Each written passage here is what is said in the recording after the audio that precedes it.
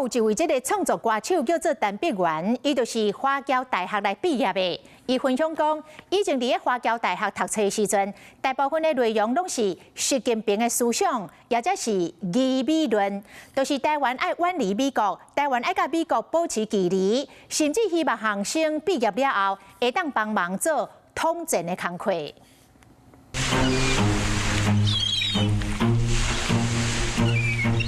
校园正宽，阁有实验中心、甲体育馆等等的多元设备，这是伫中国的泉州的华侨大学，有真侪华人去读，连创作歌手万南龙、陈碧元嘛是校友之一。 我们有很多的华侨学生，什么马来西亚的啊、印度尼西亚的啊，然后还有就是非洲的。我当时就是觉得说，它是一个好像很国际的这个学校。播出读华侨大学的相片，陈碧元承认讲，拄开始根本唔知什么叫做统战部。陈碧元嘛讲，课程内容除了甲中华民族复兴有关系，佫会甲习近平思想概论，一直强调爱党爱国的理念。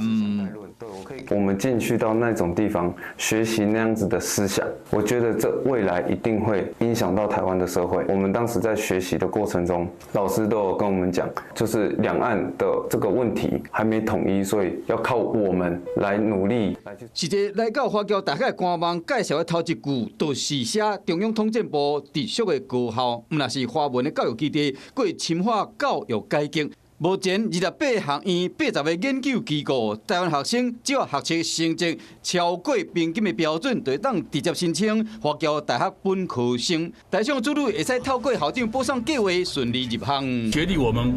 不会再承认，原来华侨学校就没有，但是。 教育部长陈英耀嘛出手强调讲，中国统战学校学历无要承认，无要和这个学术的交流的好意变调，煞变成国安的顾虑。 Hello， 我是蒋欣梅。想要抢先掌握最及时的新闻资讯吗？赶快订阅、按赞、开启小铃铛，锁定华视新闻 YouTube 频道。